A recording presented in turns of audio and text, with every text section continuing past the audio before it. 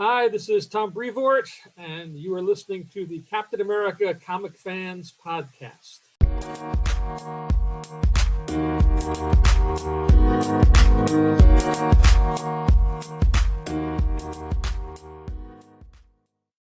Greetings, Cap fans, and welcome to episode 157 of the Captain America Comic Book Fans Podcast. I'm Rick Verbanis. I am your host, and I was going to say, as always, but last week we didn't have him, but we got him back this week, and that is the best gosh darn co-host out there, Mr. Bob Lucius. Oh, Bob, it is a beautiful day for a reign of terror. I don't. Who is that? I don't think anybody would get that quote, unless they are a huge fan of Zorro the Gay Blade.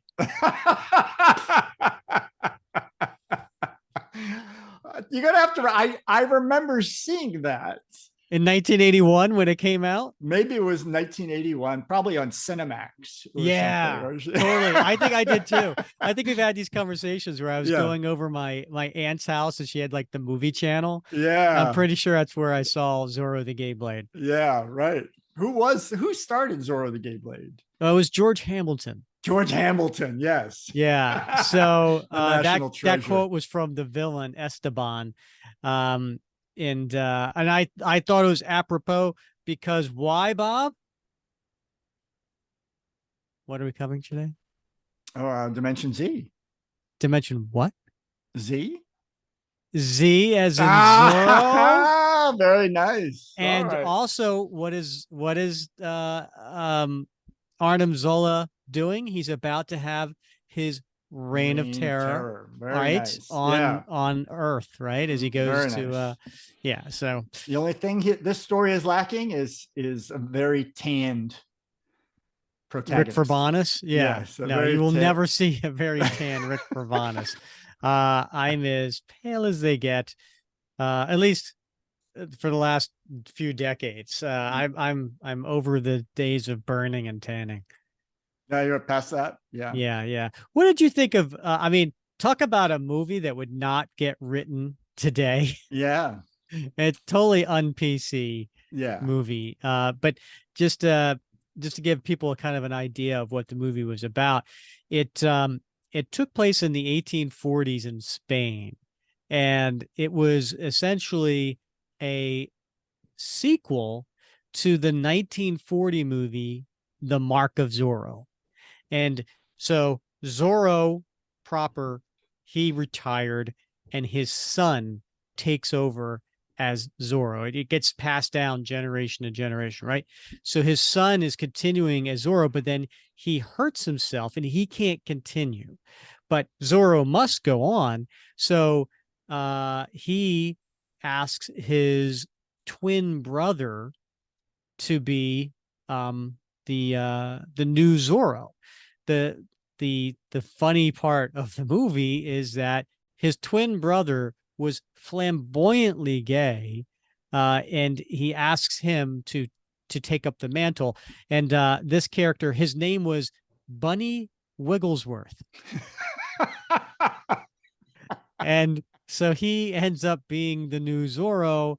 And the hilariousness ensues. Yes. Again, it would not be a movie made today. No, it'd be good. It's good for like a back-to-back showing with maybe Blazing Saddles or something like that. Oh, totally. Right. Yeah, absolutely. The funny thing is George Hamilton, because of course he plays both roles because, it is during that time before special effects really, so he's got to play both roles.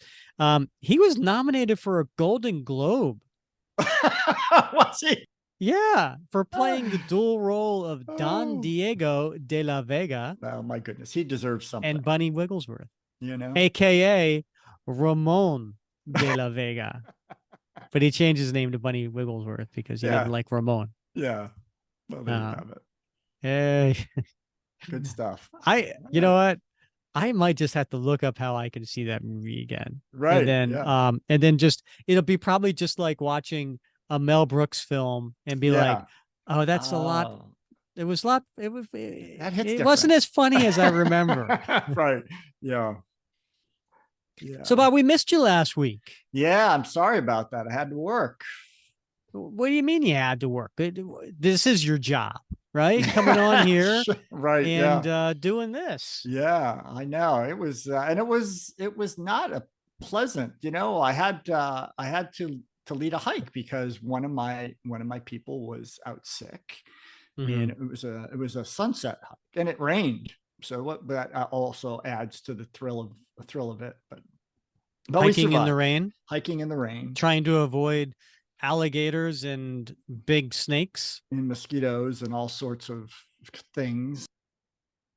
Yeah. So, but anyway. Well, we missed you. We missed you. And Alberto missed you. So that was we had Alberto Gonzalez on to talk about his Captain America comic book art. So it was a lot of fun. Yeah, I know. I had some questions I was hoping to ask him, but I'm looking forward to listening to that episode because I haven't heard it yet because it hasn't come out yet in our timeline. But this whole time travel thing. Yeah, this whole time travel thing. But I'm looking forward to listening to that because it's all going to be new to me. Yeah. So you know what else is going to be new to you? If you want to listen to some really good talk about Captain America art, I am going to be a guest on the show coming up. So I mentioned in last week's episode, there's this really cool website called comicartfans.com. It's a great way to just check out art. It's almost like going to like a virtual museum of comic book art. You can search characters and creators and all kinds of fun stuff. So anyway, the guy who runs that site, his name's Bill Cox, real nice guy. And he does a lot of different shows on their YouTube channel. And one of them comes out every Tuesday night and it's live. And he basically has guests on to go over their artwork. And so the series of the ones that come out Tuesday night where he talks to these, other people, hobbyists and so on, it's called Comic Art Live. So next Tuesday, which is October 17th, and you can, go on there and there's a chat and you can ask questions and it's make fun of me. Yeah. Nice. Yeah. So go to YouTube Tuesday, October 17th. I don't remember what time it starts. I think it's like 9 p.m. Eastern. But the channel's Comic Art Live. So check it out. Yeah. I'll post a link the day of in the Facebook group. I wonder if the Red Skull will phone in. Oh, he could. I know. Well, of course, this is chat, so we won't get to hear the voices. Unfortunately. Yeah. But anyway, that'll be fun. I'll be going over my Captain America art collection, or at least the highlights anyway. Very cool. Yeah. So anything new going on with you this week, Bob? Did you get anything in the mail maybe, or anything coming in? Well, I did, Rick. I picked up a couple items. I've been so stressed recently with my whole work situation that I had to do a little retail therapy. So my wife encouraged me after a sufficient amount of whining on my part to because I've been saving like a little bit each month. And my goal, I think I told you before, is to add three more books to my Golden Age collection. And that's my goal. It's just, that's what I want. I want an issue of every title that Cap was in during the Golden Age. With the exception of the Marvel Mystery Comics, which he appeared in a few stories. So I have Captain America. I have an All Winners. And so what I'm really looking for was an all select in a USA Comics, and also I want an issue of Young Allies with Bucky and his team, the Sentinels. So I picked up an issue of All Select, and it's number 10, which was the final issue of All Select with Cap and Human Torch and the Submariner, because the next issue, issue 11, was when the Blonde Phantom had that book. So last issue with Cap, and so I was able to get that copy. So not a war copy. Those are quite expensive, but the All Select are hard to get. So I was really happy to land that. And then on top of that, I picked up another Sentinel of Liberty badge. Man, you're on a roll. Yeah, well, I just love those things, Rick. You know, they're my favorite things of everything I have are the Sentinel of Liberty badges. Just because of the history behind them and the fact that I know that some kid had it, you know, wore it and sent in his 10 cents and was excited about it. So those have a special place in my heart. So it was a good deal. And so, yeah, happy to grab that. That's cool, man. That's a good score for you this week. Yeah. You got yourself a killer book and another pin. That's awesome. Yeah. Anything come your way from the mail fairy? I did. Well, I got 2 more pieces of art. Surprise, surprise. But you know, nothing extravagant, because again, I think I've exceeded my budget for the year. But I did end up getting a page from Escape from Dimension Z. I saw that. Yeah. Yeah. I got a page from I think it's issue 5. It's a cool page. I mean, you know, it's not like a huge what would you call a key or anything like that. But it is the first appearance, or not first appearance, but it's the first time Steve meets Jet Black. Okay. And of course, he meets her by her kicking him in the back. Yeah. If you remember that. Yeah. And it's a big half-page splash. He's in the middle of a battle and she comes up and kicks him in the back. And then he reacts by taking his shield and not throwing it at her, but swinging it at her, because he has like the strap still tied to the shield. And so he takes it and he uses that, and now she jumps out of the way. But I also think it's the first time we ever see Cap do that. Yeah. Where he has the shield attached and he's swinging it, so anyway, I thought it was cool. It was a good deal. You know me, I'm a sucker for a deal. So I was happy to get that. Great. Hasn't gotten the mail yet. So once it does, I'll post it up on the Facebook group, because I'm a little superstitious about that. I don't like posting anything until I actually have it in my hands. Right. Yeah. And then what I do have in my hands is yes. Whoa. Oh, sorry. You're going to talk about art. Okay. Go on. Carry on. I didn't know where this podcast was going, Rick.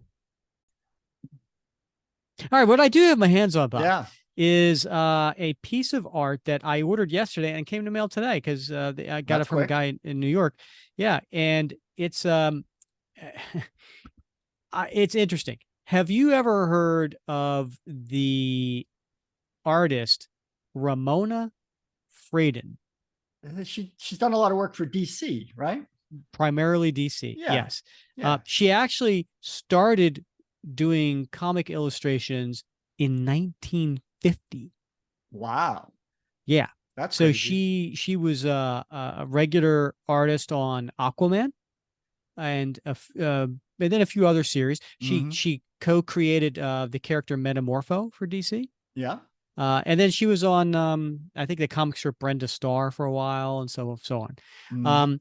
But yeah, this little 5x5 or 6x6 pencil sketch of Captain America, where he's holding a flag in one hand and a shield in the other hand. And I saw that and I was like, well, you know what? She's never really worked on Captain America, so she's not associated with Cap, but, right.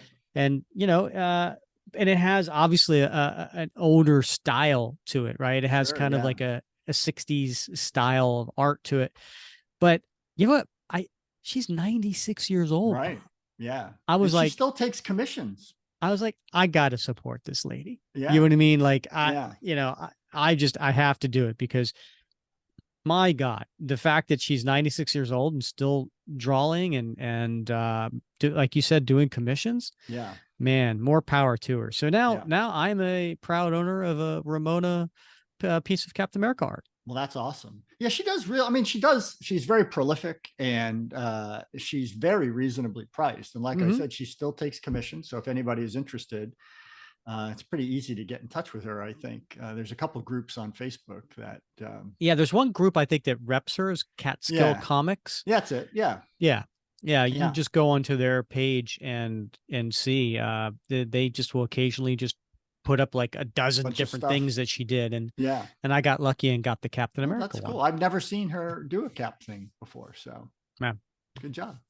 So I will tell you another thing that happened to me this week is funny is my daughter is driving, right? And she's been driving for a few weeks now. And she's driving my old car. Yeah. Now, I had to use the car the other day because my car was blocked in on the driveway. So I just had to go out and use it. So I used the car and I noticed there was a few things in the car that, some trash, stuff like that. And I noticed there was some stuff in the back seat as well. So I'm talking to my daughter and I said, listen, if you're going to drive the car, just keep it clean, just take care of the stuff. And she had, back when we had a family vacation, her and her brother sat in the back seat, and they had their pillows and stuff like that. My son brought his pillow in, but she didn't bring her pillow in. And I was like, and listen, your pillow's still there. Bring your pillow in. And she goes, well, why? I don't, it's fine. And I'm like, no, you don't understand. My teenage daughter is not going to have a pillow in the back seat of her car. Yeah. Well, Rick, I have one in my car, but it's for lumbar support. Yeah. So. Yeah, but you get my point, right? Yeah, I do, of course. So I say this, and my wife just balls out laughing. She just starts laughing. Yeah. And my daughter, she's like, Dad, I need the pillow so when I get on the school bus for our late night trips, because she's in guard and they go like, Friday nights and Saturday nights. She's like, I bring it on the bus so I can sleep on the bus and, and everything. Yeah. And I'm like, okay. All right. But I thought that was funny. Yeah. Yeah. Bob, we got a couple birthdays this week. Whose birthdays this week, Rick? Well, this comes out on October 11th. Yeah. And guess whose birthday is October 11th? Very important person in the Captain America mythos. Is it Mike Zack? It'll be Joe Simon. Oh, Joe Simon. Okay. Yes. If Joe Simon wasn't born on this date all those years ago, we may not have Captain America, definitely not as we know it. Yeah. So co-creator of Captain America, Joe Simon's birthday was today, October 11th, if you're listening on the day this comes out. And then later this week, some of really prolific inkers and embellishers that worked with Jack Kirby also have birthdays. We have Vince Colletta. His birthday is October 15th, which, by the way, is also my birthday. Oh, and the very next day, October 16th, Joe Sinnott. Wow. Yeah. That's 3 heavy hitters. It really is. Yeah. Yeah. We're talking legendary creators and artists for Captain America. Joe Simon, Vince Colletta, Joe Sinnott, all having birthdays this week. Happy birthday. Yes. Or I don't know how to say this. We'll celebrate their birthdays this week. I'll say that. Yeah. I like that. Nicely put. Yeah. All right. October must be a very creative month. Either that or January was a very busy month. that could be too. All right. I think that's everything unless you got anything else. Been out of touch for a while. Been following the group, as I can. It seems busy. Membership still going up, right? Even though we changed the name. Yeah, and also changed the privacy too. Yeah. I don't have to continuously on a daily basis delete all these different Chris Evans groups and anymore. So now we're a private group and we're back to asking questions. That's nice. That's nice seeing the answers. I appreciate that when I look at somebody, who wants to join. It just, I don't know. For me, it just seems natural that should be a gate, They're very basic questions. And but they're important, the answers are important. Yeah. So. I've had to turn down a few because they didn't answer the questions or they didn't agree to the group rules. And then, you can put in there, like, here's why you were turned down. Yeah. And so I had a guy who turned it down, he didn't do it twice. And then after 2 times being turned down, finally on the third one, he was like, okay. And he answered the questions and agreed. I'm like, come on. It is what it is. Hey, we're trying to keep the riffraff out. That's right. Yeah. Bob, should we get to the comic today? Probably should. Uma pausa no seu podcast para falar sobre a beleza, essa força poderosa que nos move. No Grupo L'Oréal, nós criamos a beleza com sustentabilidade. Utilizamos em nossas embalagens 85% de plástico PET de origem reciclada. 65% dos ingredientes vieram de base biológica ou derivados de minerais abundantes. Grupo L'Oréal, nós criamos a beleza que move o mundo. Interrompemos esse podcast para perguntar: quem você quer ser? Designer, engenheira, pedagoga, administrador. Quer saber? O Senac EAD é nota máxima no MEC. Tem cursos de diversas áreas, com conteúdo elaborado por especialistas do mercado e professores mestres e doutores. Ainda tem o Senac Carreiras, conectando estudantes a vagas de emprego em todo o país. Saiba mais em ead.senac.br/graduação. I'm excited about it because we left out on a cliffhanger, as we have almost every issue. And if you remember, in the last part of Captain America Vol.7, number 8, that ended with Sharon Carter showing up. Surprise, surprise. Surprise, surprise. And, unless you saw the cover, and she kills Ian Rogers. Right. Yeah. Who shoots him in the neck, for crying out loud. And he falls into the lava pit or whatever it was. Yeah. Just as he realized that he broke the programming of Arnim Zola. Yeah. And Sharon shoots him. The timing's everything. I tell you. Yeah. So now we got to see what's going on. All right. So should I read the solicitation? I'd be disappointed if you did. All right. Here we go. This is what Marvel wrote 10 years ago. With the only way back to Earth slowly closing forever, Captain America must make the hardest decision of his life. A new ally from the past arrives and makes everything worse. Thanks, Sharon.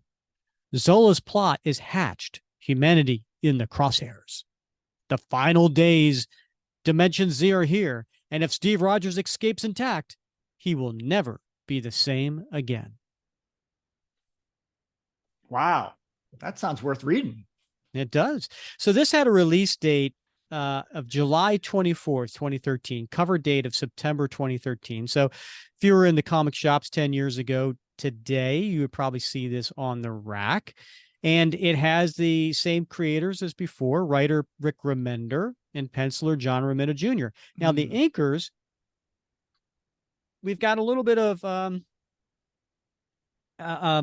we have 3 different inkers on this one. So over the course of this time, we've had Klaus, Janson, Scott Hanna, and Tom Palmer. And guess what? All 3 of them worked on this particular issue. Colorist Dean White, letterer Joe Caramagna, editor Tom Brevoort. Bob, do you want to maybe take us through the cover? Sure, I'd be happy to, Rick. So we've got a profile, angle here, and it's a pretty cool cover because in the background we see the cosmos, right? We see planets, we see stars. I mean, and there's dozens and dozens of them. So it's kind of a really cool background to this cover. But and then in the intermediary, we see the ruins of basically a city in Dimension Z. But in the foreground, we see Arnim Zola and we see Cap battling.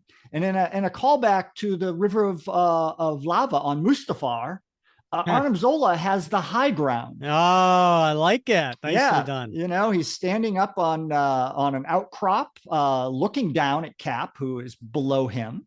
And Cap's got his shield raised, and he's blocking an energy ray that's coming out of Zola's head cannon. So you said below him. below him, Rick. Come on, Rick. Sorry. So he's got his shield up in his right hand, blocking that energy ray, but in his left hand, Cap's got this big old wooden club with some metal spikes sticking out of it, right? And you can see where are his hands, Bob? Right, exactly. He's got them so you could see him, Rick. Okay. Right, and he's got this look of determination on his face. He's gritting his teeth, and it is a battle for the ages as Cap tries to advance up that rocky outcrop and take on Zola. Very nice. Yeah, cool cover. And it still has that, the captain, and then America is 3 times the height of the captain, and it's red, white, and blue striped. So that's going across. And then down at the bottom has that red bar. It says Marvel Now. How much would it cost to get you this issue back then, Bob? Gosh, I don't remember, Rick. Were they like $350 or $290? I don't know. I can't remember. I remember I subscribed to these. Oh, okay. This is the only time I ever subscribed this volume. Oh yeah? Yeah. Did they come protected and in good shape, or were they damaged? They were I mean, were they 9.8? No, they weren't, right? But they came in in a Mylar, polypropylene mailer with a those are package completely board. 2 different things, Bob. I just said they're polypropylene, right? Okay, Mylar is completely different. I corrected myself. I thought it was a run-on sentence. No, a polypropylene, and then it had a backing board. So generally, they arrived nice. They weren't folded in half, like the old days. They weren't torn, and they weren't really damaged. They were good. They were good readers. So, but yeah. Okay. But I felt like I still went out and bought them because they always arrived later than when they hit the newsstand at my comic shop for some bizarre reason. So you would buy them in the comic shop and then a little later get them in the mail? Yeah. Yeah. Must be nice to just throw money away like that. Yeah. Well, at that time I was making a good amount of money, Rick. Oh. Certainly more than I was making now. I was on active duty as a lieutenant colonel, doing pretty well for myself. So yeah. And now you're buying 7.0 1946 comics and I don't want to hear it. Cry me up a storm. I don't do doubles anymore on my current issues. I can tell you that much. Yeah. I'm with you. Who can afford that? Not me. Not at $3.99, $4.99 in some cases an issue. Do you want to read the previously, as you have been during this series? Sure. Previously, villainous geneticist Arnim Zola lured Captain America to Dimension Z to unlock the secrets of the super soldier serum within Cap's DNA. Cap escaped, absconding with an infant he named Ian. For a dozen years, Cap wandered the desolation of Dimension Z, raising Ian as his own child. They were taken in by the Frocks, natives of Dimension Z, who opposed Zola's cruel reign. As war between the Frocks and Zola's mutates reached its climax, Jet Black, Zola's own daughter, was inspired by Cap to betray her father and free the Frocks being held captive. Unfortunately, their escape was foiled by Jet's very angry, very disappointed father. Meanwhile, Ian was brainwashed by Zola to kill his adopted father. Just as he was about to deliver the death blow, Sharon Carter, Cap's lover, suddenly appeared and intervened by shooting Ian. All the while, Zola's floating city comes closer to our dimension, weaponized with an infection that will spread Zola's consciousness around the world. Did you just go Saturday Night Live lover? That's exactly what it was. Those are funny skits. Yes, indeed. All right, so let's get to the comics. We cut to a flashback scene, and it says 6 years ago. Now, keep in mind, he's been here for over a decade, right? So at this point, Ian's maybe 6, let's say. Okay. And we see Steve Rogers, not in his full Captain America gear, but he's wearing it enough. And he's got his gloves and his boots on. And he is standing at a wall indoors, and he's painting.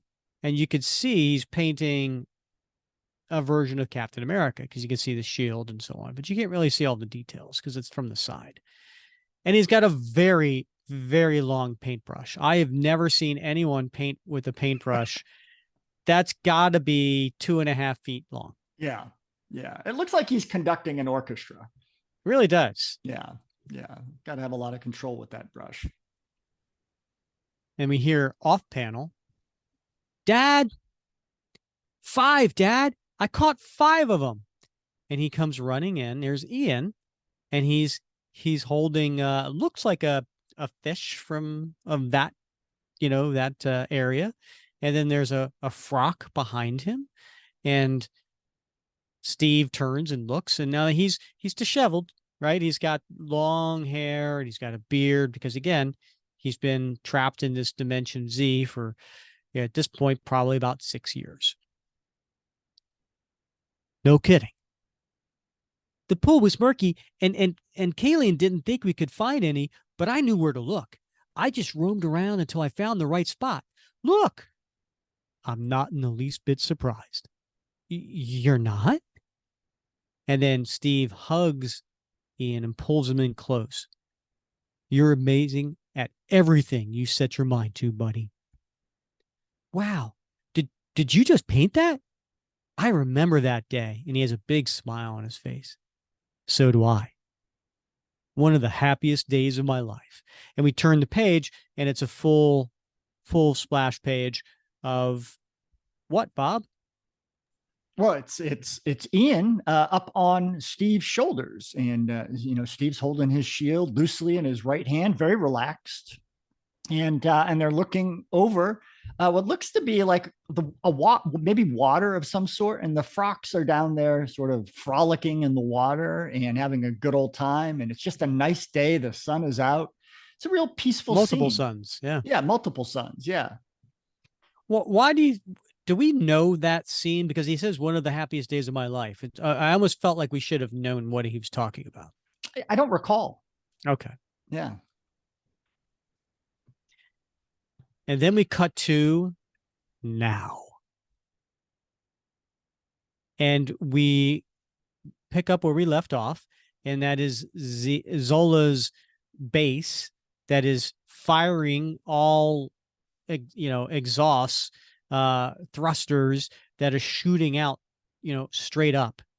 And we see a word balloon coming from inside, and it's Sharon Carter's voice. We'll figure it out, Steve. I promise. But you have to believe me. Nothing you're saying could possibly be true. It's all artificial memories Zola's planted into your mind. Memories we will clean out. And she's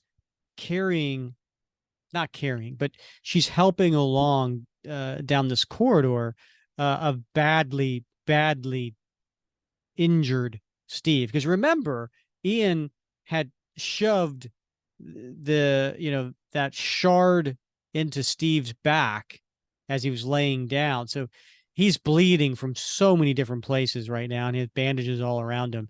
And he's barely holding his shield as Sharon's got her arm around him and helping him walk. It's not artificial, Sharon. We've been here for over a decade. And then he coughs. Ian, he was my son, Sharon. My son. You have to listen closely to me now. He wasn't your son, and you have not been here for a decade. You left me in the train station not 30 minutes ago. Do you understand? It's not possible. And there's actually tears in Steve's eye. And of course, he would be very sad seeing his son killed. Sure. Yeah. I mean, this is a broken man. Right. Not only physically, and I don't know if in my history, Bob, if I've ever seen him more physically broken than he is currently. Yes. I mean, 100%, right? Not only did Ian do a number on him, but right before that, he fought Captain Zolandia. Right. And right before that, he was fighting against mutates. I mean, it's been one constant battle after another to be where he is now. And previously to that, he ripped the Zola virus out of his chest. Right. Yeah. Right. Mm-hmm. So this is a really physically beaten man.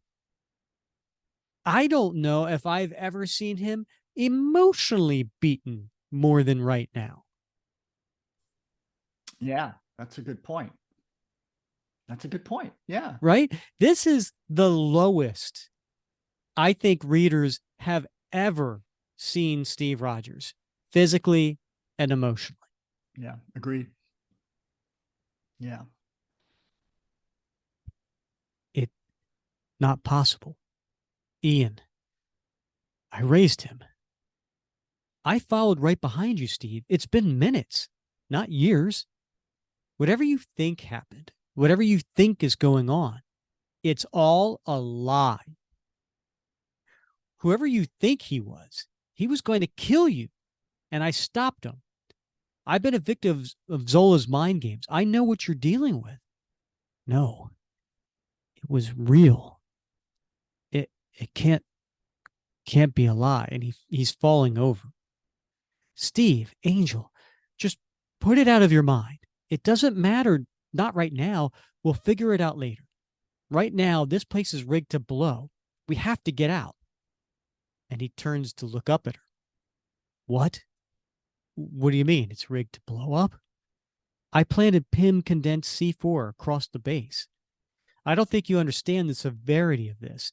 As soon as I arrived, the city turned into a floating battle station. An army of mutates are preparing to invade and infect mankind with the Zola consciousness virus. I saw rocket bikes. We have to get to them. Take to the tunnel back to Earth and get. And so they're going through a door into another room, and then these mutates find them. There. Them get that murder. Them die for us. Mutates turn. Eat them good. And these two mutates. How would you describe the mutates, Bob? What do they look like to you? They have a certain resemblance to the xenomorph from the Alien movies, right? I mean, sure, I can see that. Yeah, their heads are very similar. You know, they have very long, extended heads with very sharp teeth, with a very large mouth, and a normal sort of like human-like torso, but everything's very scaly and blocky and over long arms and legs. So they're very, unappealing visually. Type of creature, right? But we also know that they're mutants of the frogs that Zola has genetically manipulated to create in this fashion. Yeah, I almost wonder, and I may have mentioned this before, so I apologize, but I almost wonder, I'm sure John Romita Jr. had full, authority to create them to look however he wanted. I kind of think he drew them in a way that he could quickly draw them. Oh, absolutely. Right? Because they're just ugly. They're ugly. There's nothing uniform about them. He could just make jagged faces, jagged teeth, whatever. Yeah. Yeah. You're not going to say like, well, no, that one had a third bump on its head. This one only has 3, or it has 4. Like, I mean, yeah. You can whip these things out. Yeah. And so they come at Sharon and Steve with these lightning rods and, shooting electricity. And Sharon kind of almost looks like in this panel, she kind of pushes Steve away. because she knows that he can't protect himself at this point. And so she protects herself, and she kind of looks like she's doing pretty good against these things. And she says, "You boys are hungry? Mama's got time enough to cook up a quick snack." And she uses the electrical staffs and uses them against them in their throat, in their mouth, and basically killing them. And then another one comes at her and swings, but she ducks. "Want more?" And she puts a gun into his face and fires. "Eyes are bigger than the hole in your head." Yeah, I get that. Mm-hmm. And it makes a sound effect, Bob. Gazek. So then she goes and she grabs Steve, who's just laying there. "Get up, Steve. We have to hurry." "Go. Get out of here, Sharon. Done. I'm not coming. Nothing left." "What the hell is this? Are you letting Arnim Zola reduce you to this? I am not leaving you here. Stand up. I need you to stand up." And then Cap's one good eye opens up wide, as if he's heard a trigger word. "Always stand up. There's the man I love. Whatever you think has happened here, we haven't lost yet. We're going to stop Zola and get out of here." "No, can't leave yet. I failed Ian, but there's someone I can still save." We cut to the next page, and what do we see here, Bob? It's Jet Black and Arnim Zola, and they're going at it. Yeah. Now, for those who haven't been paying attention to this series, Bob, this is their first time. Can you describe Arnim Zola to me? Yeah, I'd love to. I'm glad you asked, Rick.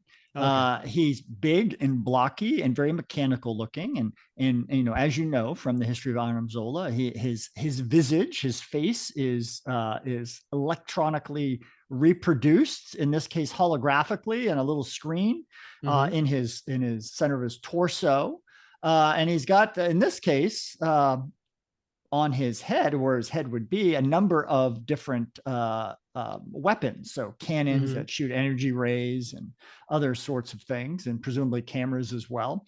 But he's also, in this particular instance, his body is armored. The arms, the legs, the torso, and they've got spikes everywhere. And of course, he's in Zola purple. So what is Zola purple? It's the royal purple. Oh, okay. Yeah. Also in this image, Bob, if you could describe to the listeners the characters, the frocks. Oh, right. The frocks. So also, this is one of those things that you mentioned, the mutates, and how you think JR Jr. Rendered them in such a way that he could quickly dash them off, probably without, too much attention to consistency. Same case here with the frocks. Yeah, they're an odd looking species. They're human-like in terms of having, 2 arms, 2 legs, a torso, and a head, but their heads are very blocky, almost rectangular, with almost no nose, wide set apart eyes, and a mouth that is almost like a straight line across their face. And then I think they've got like three fingers and a thumb. So, but again, they all look alike. And I think in this case, what we're seeing are the women of the species, because I'm not mistaken, most of the men, if not all of them, had been killed at this point. And Zola had captured the women and was in the process of converting them to mutates when they were freed. Excellent. Thank you for doing that. Is there anyone else in this image that you perhaps maybe want to describe in full detail? Well, in the interest of time, maybe we shouldn't go into too much detail there. But we do have Jet No, Black. I insist, Bob. I insist. No, it's okay. I know folks really want to get to the action here. But Jet Black is Zola's daughter, his eldest child. And is she old? Does she look old, Bob? She is matured. She's matured for her years. Okay. Yeah, she is. She's a robust woman who robust, looks to, somewhere in her early to maybe mid-20s, very athletic, as I think you can tell from the illustrations. And she wears she's very lean. She is lean. Okay. Everywhere? Muscular. Well, she's got the, curves, as you might expect from a woman. And her attire is really, I'd hate to think designed to accentuate those curves. That seems very, manipulative, right? But in this case, we know that in fact that's not the case. She has this sort of very low material outfit because she possesses low material. Yeah, an absence. I like that. Yeah, that's the technical term, Rick. That's how the creative types describe it. So she doesn't wear a lot of clothing because she has omnisenses, which allows her to accentuate particular senses, whether it's sight or hearing or the tactile or vibrations on her skin around her. And so she wears this outfit to expose her skin to the world around her, so she could take advantage of that heightened sense, those omnisenses. I see. Yeah. And the clothing that she's wearing, is it loosely fit? It's not, Rick. And I think that would be in the way. It might, all that flapping around might confuse the omnisenses. So it is very skin tight, body hugging, I think, would be maybe a term to characterize it. And it covers. You've been known to use it once or twice. It's been, it covers the basics, right? The feet and the hands. The feet and the hands, right? Her ears. And, on a man, they'd call her calves the twigs and berries, right? But I don't know what the equivalent is on a woman. So is there anything else flapping around? Nothing else is flapping around. It's mostly held down, contained, compressed, for safety. Gotcha. Okay. Yeah. All right. Well done. Yeah. I love how you did all that and didn't describe one damn thing that she's doing in this picture, which is what I wanted you to do. Oh, sorry. Yeah. I got distracted by the frocks. Bob, I don't give a frock. Just go ahead. Just say what she's doing in this image. Yeah. Well, she's leaping in the air with her electric staff, and she's bringing it down hard on Zola's right shoulder. And it's making a sound, Rick, and that sound is quang. All right. Thank you, Bob, for taking us through that panel. My pleasure. And then she lands and she turns to the frocks and she says, run to the escape vessel. I'll deal with my father. And then she hits him again in the midsection. What are you waiting for? Go.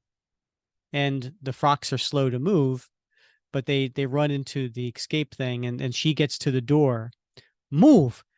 I'll set the ship to take you. And then, just then, and grabbing the back of her head is her father, Arnim Zola. There's nowhere they can hide. I must kill them for your own good, to extinguish this discrepant sympathy you've contracted, this weak compassion.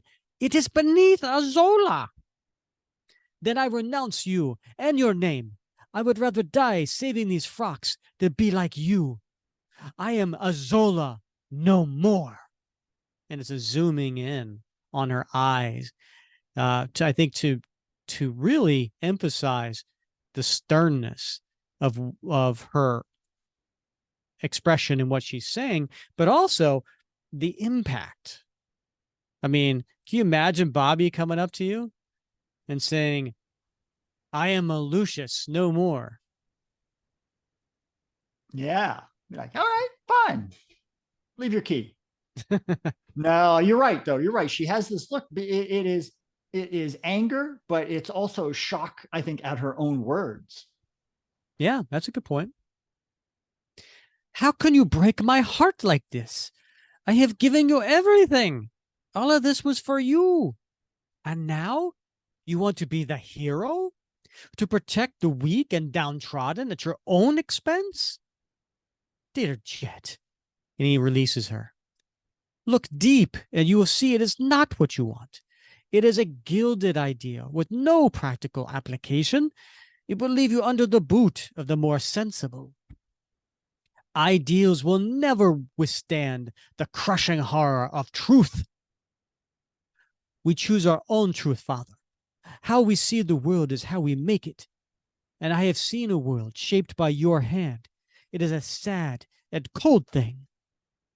Your mind is infected by nauseous deceit, a spell cast on you by the miserable faces of these frocks, Father.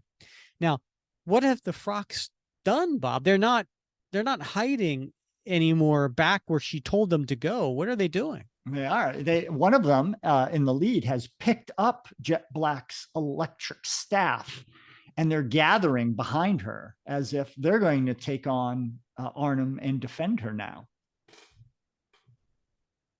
And then just then, on the last panel of this, the bottom stretching across stretching across horizontally across the bottom. Zola, his ray that's on top of his head is starting to gather power to shoot. And he says, Father, I must kill as a lesson to you. You're done hurting people, Arnim. And we turn the page for a double page splash. Now it's your turn. And what do we see in this humongous image, Bob?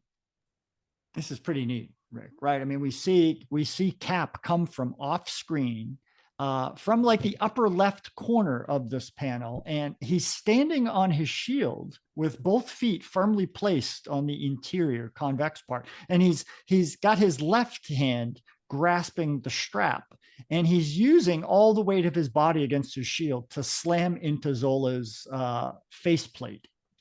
And look at the faceplate. It's like caving in. He's destroying it. And it makes a very loud noise. It surely does. Kradoom! Next page. You sent him to kill me, polluted his mind. You didn't care if he lived or died. And now he's gone, Arnim. You hear me? Ian's dead, as he stands over top of him. The boy was weak, a traitor to his name. Death was the only way for him. I knew he would either kill you or die. Both ends serve my needs. And then Cap uses his right boot to stomp in his electrical face. And he yells out, Monster! And it makes a loud noise, Bob.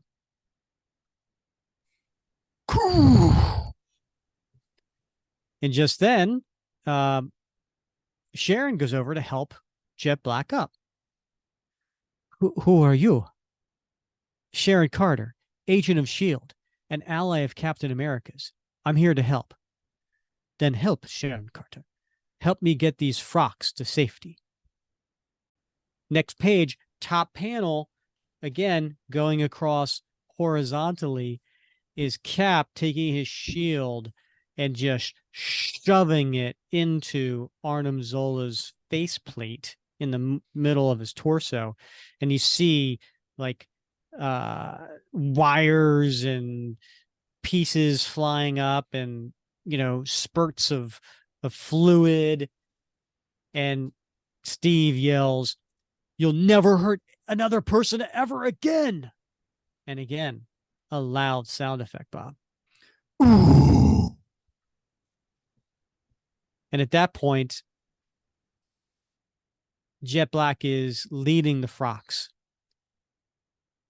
I can't undo what my father has done, but I am sorry.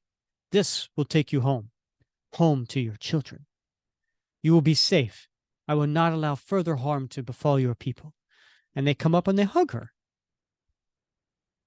And then she and Sharon leave as that escape vessel fires off with the exhaust down around their feet as they're running away. Good work, Jet. You saved them. Yes. The first of many sins to atone for. And so at this point, we have a bandaged up, bleeding Steve standing over a very damaged Arnim Zola, and he's holding him. And Arnim is spitting out his mechanical words. You win, Captain. As ever, you are the superior fighter. It matters very little. Once again, you have been outwitted. I'll live forever in the bodies and minds of everyone you've ever known or loved. To hell with you. To hell with humanity. And he hits a device which opens up the ceiling, and it, opens up to a circle that gets wider and wider. And at that point, you see something firing off up through it. And he says, no life on Earth will escape the shadow of Battle Station Zola. The Zola consciousness will infect all. And he then grabs Steve and pulls him off the side. And this time, mankind will not have Captain America to lead a resistance. The portal tears open, revealing the blue skies of home. The blue skies I'll never show my son. All those broken promises I made. Promises about those skies. A blue the atmosphere here never shows. A color that represented a dream to him. In my paintings of home, those blue skies, Ian would often be lost in them, dreaming of that other place, that place where he could be safe for the first time in his life. When I promised to take Ian back there one day, I could always see something in his eyes, behind his smile. Doubt. Now, this whole time that this inner monologue's going, they are falling down stories, bouncing off walls and ledges, and finally they land. And I'm assuming this whole time Steve's on top of Arnim Zola, because I don't think he could survive that fall otherwise, especially in his condition. And then he lands, and then there's Arnim Zola over top of him, this gigantic construct over top of him, with his arms stretched out, with his hands around Steve's throat, squeezing and choking him. There isn't a more personal way to kill a man than to choke him with your hands. To look a man in the eyes as you squeeze that brief glimmer from him. And again, he says, behind his smile, doubt. It was a doubt I knew well. The doubt of a boy who'd only ever known a hostile world, intent on wiping out his small family. Doubt that his father's optimism carried any weight. Doubt that it wasn't simply a tender pose, a well-intentioned lie, intended to ease a child's suffering. And during this, as he's getting choked, Steve reaches into his pouch and he pulls out. What does he pull out of his pouch, Bob? It's that bullet, Rick, with diligence engraved on the side of it. He then takes the bullet and he pushes it into the faceplate of Zola, with the back of the bullet still facing him. He then reaches for a jagged rock, and then he slams it at the back of the bullet, which then fires it, creating an exit wound on the other side. And it makes a loud noise, Bob. Blam! And then Zola falls over, as does Steve. So just then, Jet Black and Sharon are coming down in their jet cycles, and Sharon yells out Steve, and then Jet Black speaks, "Father?" And she goes up to him, and he's laying there, defeated, crushed, dying. My beautiful girl, erase that pity from your eyes. If you're not strong enough to beat life. And then she finishes the sentence because it's something that he had always taught her. And she says, then life beats you. And just then, we see above them a couple of the mutates, and they're pushing off a gigantic boulder off the cliff to kill Jet Black because she's a traitor. I simply couldn't continue to hurt them, any of them. Redeem yourself. Earn your name. Kill me. Father, I cannot. I disagree with you, but I do love you. I simply saw compassion as the better road. Then, in the spirit of your new discovery, I give you your life. And he pushes her away because he sees what is coming, and that gigantic boulder is coming down. And so he decides in his last moment to save his daughter. And then the big boulder comes down and crushes him. And it makes a loud noise, Bob. And at that point, Sharon looks up at the cliff and she fires and she shoots the two mutates and kills them. Father, I didn't. You did well. Overthrew me. Now take what is yours. See my work finished. And I will be reborn. Live forever in every human, every animal of earth worship you as the goddess you are, my beautiful girl. I never said so. I've loved nothing more in this life. And then we cut to the next page, and as always, it ends with a gigantic one-page splash, to be concluded. Dun, wow. Dun, dun. And then what do we see on this last page, Bob? It's the triumvirate. It's Steve looking like hell in a handbasket with Sharon holding him up. And now she's covered with blood too, presumably from Steve. I think it's Steve's blood. Yeah. Yeah, and then on her knees in front of them with her head hung low is Jet Black with tears streaming down her face.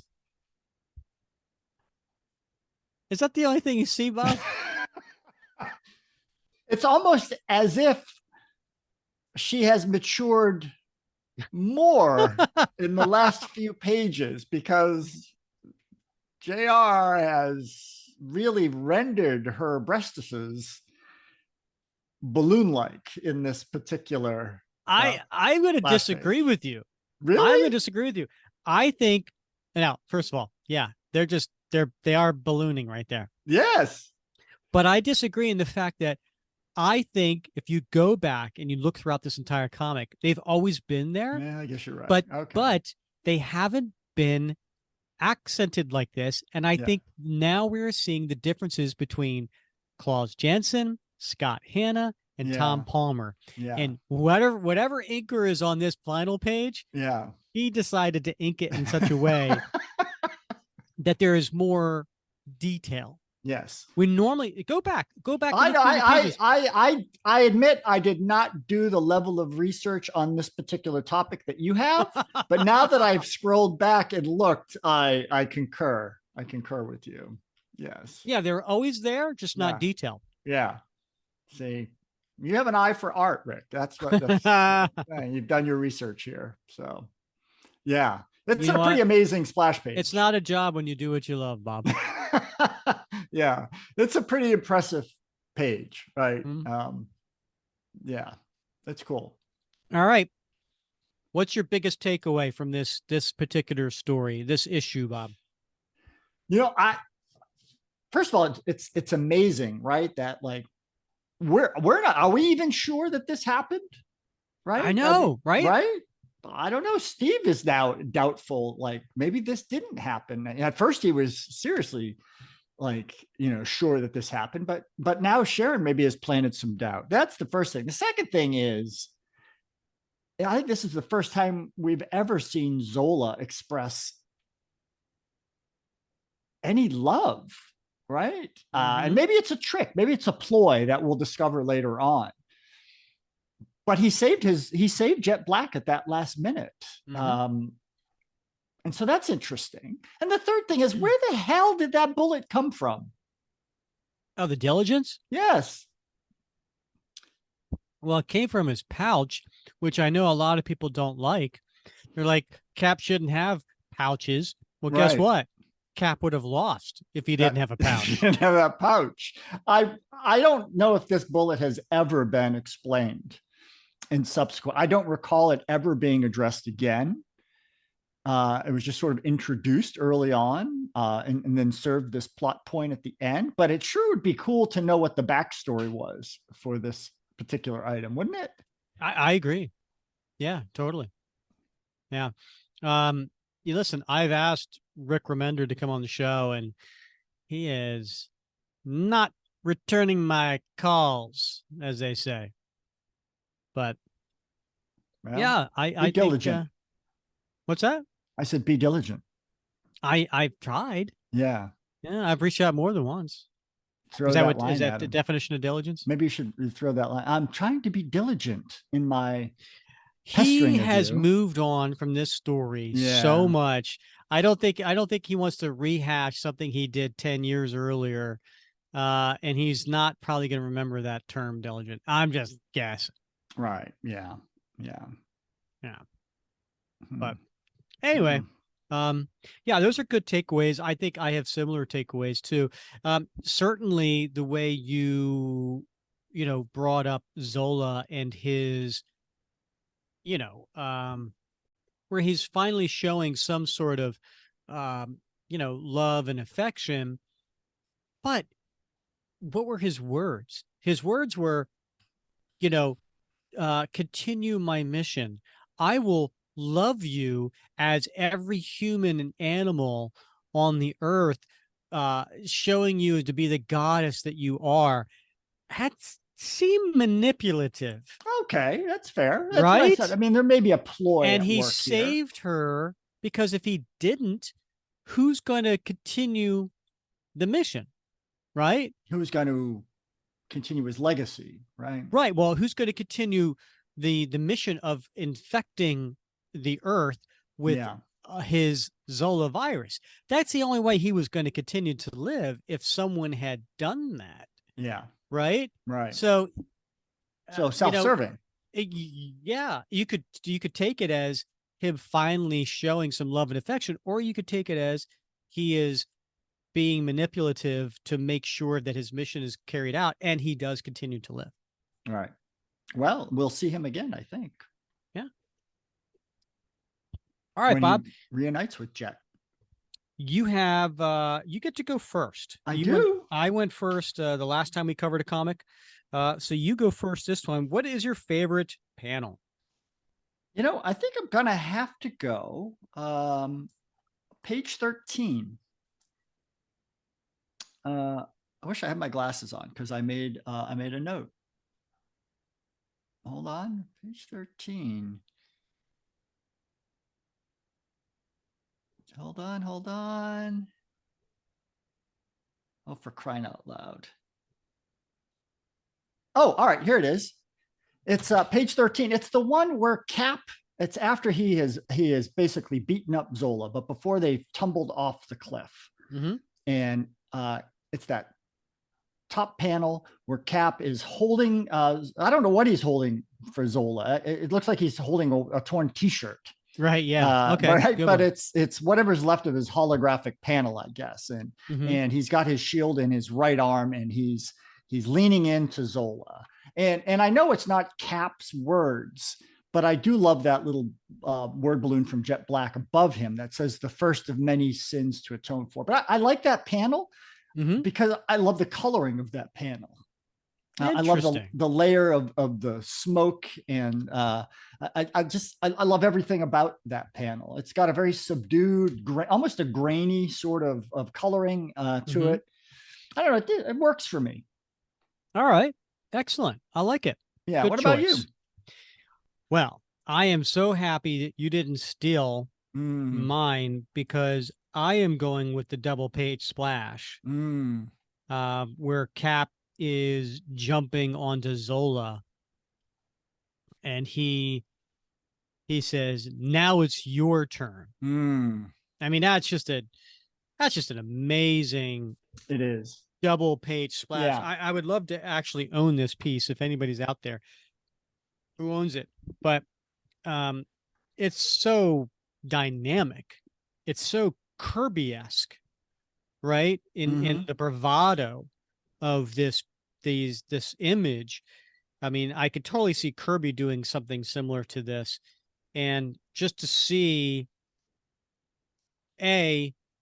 Zola get what's coming to him, right? And just being, smacked down like this, and B, seeing such a damaged Captain America, bandaged and bloodied, and one eye swollen shut, and his uniform in tatters. To see him just like, that's it. I'm not giving up. And he's like, "You'll never hurt anyone ever again. Now, now it's your turn." Wow. That is a cool panel. And I got to wonder, like, how he launched himself into that particular blitz attack on Zola's face, right? How did he do that? Was it a running jump? Did he jump from up on high? It's a great action scene, but it gets you thinking about, like, wow, what came before this, right? Very cool. Yep. You need to ask me what's t-shirt worthy. Oh, all right. I thought we were going back and forth. Okay. Well, what's t-shirt worthy, Rick? Well, it is. We are going back and forth. You go first on the first one. I go first on the second one. You go first on. Oh my God, Bob, how often have we done this? I know, you'd be amazed at like how I don't commit any penguins on the iceberg to these little details. What the hell does that mean? I've never heard that expression. I have told you my theory about penguins on an iceberg before. You can only fit so many penguins on an iceberg, and a penguin represents every piece of discrete knowledge or skill that you need. And so once you got that iceberg filled up with penguins, if you want another one on, one's got to jump off. So you want to learn a new skill? You got to learn a new word, right? You want to learn French? A couple penguins got to get off. And it might be some early English grammar you learned or something. So I came to this conclusion. Yeah. When I studied Indonesian for a couple of years for the Marines, and then naturally they assigned me to Vietnam. So they sent me back to school to learn Vietnamese. And I would like muddle things up because I would get Indonesian words mixed up in my Vietnamese sentences, or vice versa when I spoke Indonesian. And then I realized that I could not contain both second languages in my brain. I either had to make a conscious decision to like get rid of my Indonesian vocab and pick up Vietnamese, or vice versa. But it just was impossible. I didn't have that many penguins on my particular iceberg. Now you may have more. How does one make a conscious decision to forget a particular language and retain another one? You just stop working. Everything is with like languages. If you don't use it, you lose it. I mean, it might come back eventually. It's the penguins are circling the iceberg. They could jump back up at any time, right? But they're not there for immediate recall. It's going to take some work to get them up there, right? They've been eating fish. They're fat now. They're going to have a hard time getting up. So it's just a choice. So. Does the iceberg tilt when they try to get back on? It gets does the whole iceberg feel like out of sync, or like, whoa? You know what happens if you try to like put too many things in your brain at once, right? You get, at least for me anyway, I know very well that the iceberg is starting to sway a little bit, and a bunch of penguins fall off, right? And then they got to scramble back on, which takes a lot of effort, cognitive energy. So don't do it. Don't teach an old dog new tricks. It's dangerous. Gotcha. All right. All that being said, yeah, Bob, it's my turn to go. All right. T-shirt worthy. All right. Well, what would you like to see on a T-shirt, Rick? Well, I'm glad you asked, Bob. Yeah. I would go with page 12, the very first panel. And that I want to see on the T-shirt is that's where Cap's over top of Zola, putting his shield deep into his chest. And he says, "You'll never hurt another person ever again." And there's a nice doom sound effect behind him, which, by the way, when you did it, you went But is anyway, it doom? Because they all look the same letter. That's a D. Me. That's a D. Is it? Yeah. All right. I didn't want to say anything. Yeah. Oh yeah. No, I appreciate you not correcting my mispronunciations. Yeah. You know me. Anyway, I think wouldn't that look cool on a T-shirt? It would look cool on it. I think that's great. It's great with the word bubble too. I think that and then everybody would say, "Who's that guy on your T-shirt?" Because it does not look like Captain America. It looks like an older, like haggard, somebody playing cosplay or something. Yeah, I guess. Yeah, I guess it looks a little bit like Kenny Loggins. Kenny Loggins doing Cap cosplay. Why would you bring Kenny Loggins into this? I love it because I was just having a discussion the other day. Was it with you? No, it was with somebody about songs that told stories. Like Billy, Billy, Don't Be a Hero. He didn't sing that. No, I know that. But there's a number of songs I was talking about. I think it might have been Scott, one of our Facebook members. And because I was on my way to a meeting and I was listening to Sirius XM because I love listening to 70s on, whatever. 7. Yeah. Yeah. And Run Joey Run came on. Do you remember Run Kenny Joey Loggins Run? didn't do that either. No, I know. David Geddes did. And I sang every word of that song. Now, there's some penguins that need to get off the frickin' iceberg, right? Because I used to listen to that song in 1978 on a little 45 record that one of my siblings must have bought. And I still have that. And I listened to it so much that I memorized the song. Even the girl, "Daddy, please don't. It wasn't his fault. He means so much to me." In the chorus. On my way to my meeting, and I'm like dumbfounded that I can remember this song after so many years. So anyway, I was saying that I love songs like that tell a story, right? And Kenny Rogers had so many great stories. Wait a minute, Kenny Rogers or Kenny Loggins? There are two different people. You said Loggins. I see. I'm getting older. I'm like Footloose, like what Highway to the Danger Zone. Yeah, right. No, I'm sorry. If you want to talk about soundtracks, sure, Kenny Loggins is your man. I meant to say, see, I'm getting older, right? My mind is slipping. Kenny Rogers. Kenny Rogers. Yeah. A lot of stories. Okay. The Gambler. Right. Lucille. What's the one about the coward of something county? That was another great one. All right. Lots of great story songs. They don't make story songs anymore. No, they don't. Right. So anyway, he looks like Kenny Rogers doing the Captain America cosplay. You got to know when to hold. Hey, that's pretty good. Know when to fold. Yeah. Know when to walk away. Know when to run. There you go. Somebody needs to be doing some karaoke. You and Megan need to be hitting the circuit. Megan would never get caught in a million years doing karaoke. You couldn't. She didn't even want to get up in front of everybody and like do vows at our wedding. Okay. She hates public speaking. She does not want to be in front of anybody. There's no way she would ever do karaoke. And by the way, thank you very much for not taking that opportunity to go, well, Rick, maybe it wasn't that she didn't want to get to your vows. I was being generous. Anyway, my T-shirt, Rick, thank you for asking. I didn't, but go ahead. Yeah, I think I'm going to go with that page 2 painting of Cap and Ian. Oh, you want that on a T-shirt? I think I would. I'm a dad. You're a dad. I think dads can appreciate that. We're all in our own way. I hope. Heroes in our own story. Heroes in our own stories and heroes. I actually have something. I guess it's upstairs. It's in my bedroom. It says a dad is his son's first superhero. That's a bunch of bullshit. My wife made it. My son didn't make it. But anyway, and then I think I have this. which is something. I do love that. A little original art that my wife made when my son was like 3 or something. But it's super dad bod. It's some original comic art that tells the story of my relationship with my son. And so I love that. I love it. I like the Cap and his son, and I think it represents all dads and their sons, or should anyway. All right, I have to get this now. I have to show off now. Hold on. All right, my daughter, she's 17, but I want to say, I don't know, 5-6 years ago, she likes to paint, so she painted me this trash can. Right, nice. Original commission. Yes. Now, it's a Captain America shield on the side of a black trash can. Yeah.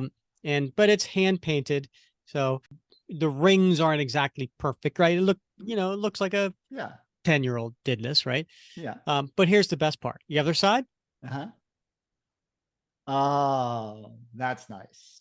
Yeah. To my hero. Yep. She wrote nice. To my hero. Yeah. Yeah. So that's cool. Yeah. Yeah. So very nice. Talk about kids and paintings and fathers and stuff. Yeah. Anyway. All right. That's a nice one, Bob. You might sell 2 t-shirts, I think, for that one. All right. Well, one more than I anticipated. So I'm ahead. I'm an entrepreneur. All right, Bob. What is your time capsule? Oh, Rick. Tough one, right? These are tough, but I'm going with the bullet. All right. What about the bullet is time capsule worthy? Look, it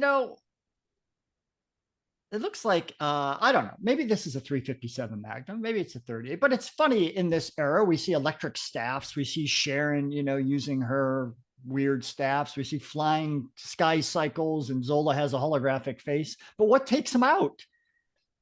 It's like a 357 Magnum bullet. I mean, technology over a century old, right? That Cap carries around. Maybe he's had this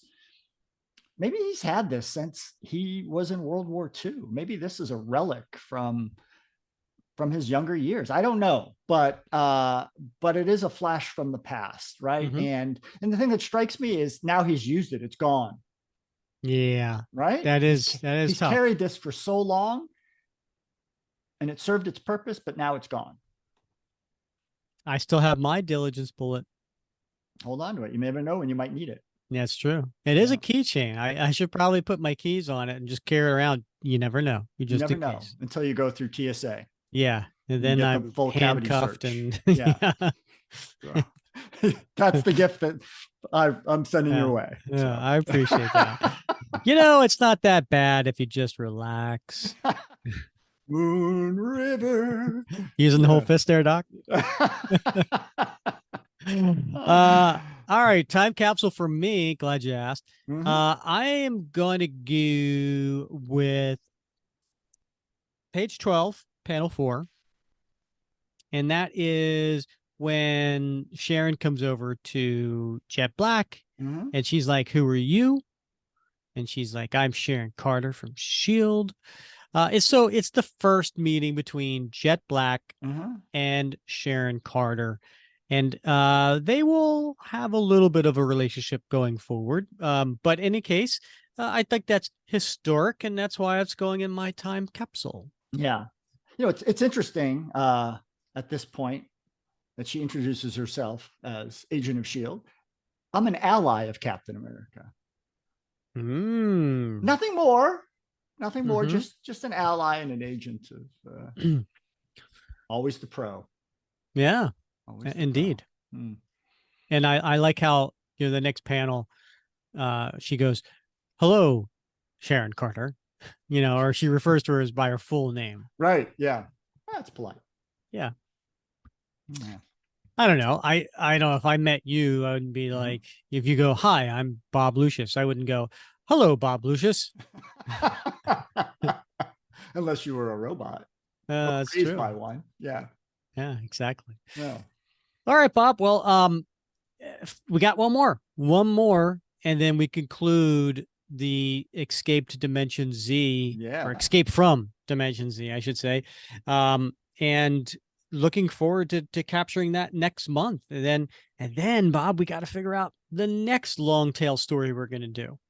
and maybe we'll put up for a vote in the Facebook group. Yeah, that sounds fun. Yep. All right, Bob. Speaking of the future, next episode, we are taking a trip in the Wayback Machine. We're going to go to 1965. Wow, we haven't been. That is way back. Yeah, we haven't been in the 60s for like the last 5 months. So it's overdue for us to go back. So we're going to do Tales of Suspense, which was the individual Cap stories. I mean, he was also in the Avengers at the time, but these are the individual Cap stories that took place and before he got his own series. And so we're going to do issue 69, 70, and 71. And this is going to be a World War II tale, and it takes place, it's called Midnight in Greymore Castle. So Steve and Bucky during World War II are fighting the Nazis, but there's a little bit more to it than just that. So we'll cover those. We'll cover that story, which is over the course of 3 issues. But of course, it's a split, half issue, because he's sharing it with Iron Man at that time. So we'll do that next episode, taking a 1965 tale. Awesome. That sounds like a lot of fun. It is. It is indeed. All right, Bob. Anything left before we go? I don't think so, Rick. No, it was a great story. I can't wait to conclude it and see how this ends. And then I can't wait till next week to jump into something exciting. Yep. All right. So 2 more plugs, just as a reminder. Please, rate and review wherever you get an opportunity. We really do appreciate it. We haven't had, Bob, a new review in our Apple Podcasts for a few months now. So we're overdue. So if anybody can go out there and give us a 5-star review, we will be sure to read it here on the air. And also, if you want, you can put it, say, Rick to do it in this particular character's voice or accent. I'm always willing to do that as a bribe. So there's that. And then also be sure to go to YouTube on Tuesday, October 17th. And I think it's at 9:00 Eastern time. But essentially, just you can go on there. And it is, what did I say? Comic Art Live, I think it was. Comic Art Live. I think it's going to be episode 183 is I'll be on there. So you get to see me talking about my various Captain America art, and feel free to give me a hard time in the chat. That's always fun. Have you picked out your outfit yet? It's gonna probably be, I don't know. I was thinking maybe something Captain America related. Huh. Interesting. I don't know. Yeah. I don't know. All right. We'll see. Have Megan help you out with the makeup. Oh, okay. Try to do it yourself. I appreciate that. Yeah. And that's great advice from Bob Lucius. I'm Rick Verbanis, and you have been listening to another episode of the Captain America Comic Book Fans Podcast.